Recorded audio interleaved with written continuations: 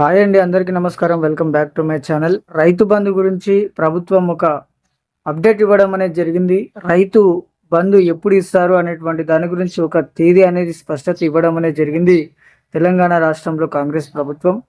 దీని గురించి పూర్తిగా తెలుసుకుందాం. మన ఛానల్ని లైక్ చేసి సబ్స్క్రైబ్ చేయండి. కింద కామెంట్ రూపంలో మీ అభిప్రాయాన్ని తెలియజేయండి. తెలంగాణ రాష్ట్రంలో రుణమాఫీ ప్రక్రియ అనేది 15 ఆగస్టు నుంచి 3వ విడత ప్రారంభం కావడము, ఈ రుణమాఫీ గురించి గందరగోళం అనేది నెలకొనడం అనేది జరిగింది. అయితే ఇప్పుడు ఈ రుణమాఫీ కంప్లీట్ అయిందని చెప్పేసి ముఖ్యమంత్రి ఒక ప్రకటన చేయడం, తర్వాత ఇంకెవరికైనా ఉంటే చేస్తామని చెప్పడం, ఇది జరుగుతూ ఉంది. అయితే అదే ముఖ్యమంత్రి రేవంత్ రెడ్డి ఒక అప్డేట్ ఇచ్చారు.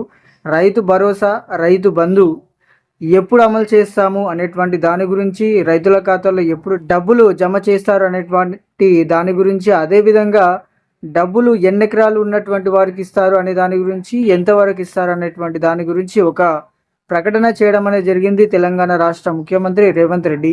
15,000 రూపాయలు ఎకరానికి ఇస్తాము సంవత్సరానికి అని చెప్పేసి వీళ్ళు ప్రకటన చేశారు. సెప్టెంబర్ 2వ వారం నుంచి రైతు బంధు డబ్బులు జమ చేస్తాము అకౌంట్లో అని తెలియజేస్తున్నారు. అయితే 10 ఎకరాల లోపు ఉన్నటువంటి వారికి మాత్రమే రైతు బంధు వర్తింపజేస్తామని చెప్పేసి చెప్తున్నారు.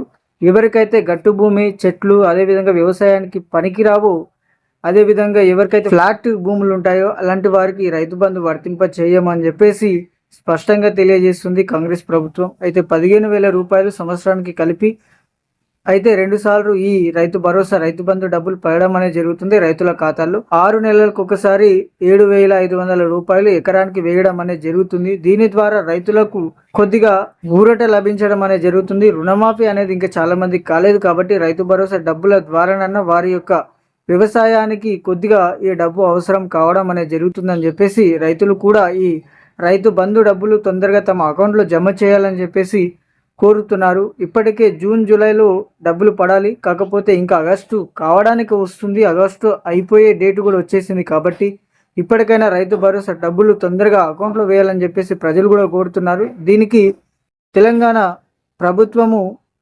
కాంగ్రెస్ ప్రభుత్వము సానుకూలమైనటువంటి ప్రతిపాదన చేయడం అనేది జరిగింది.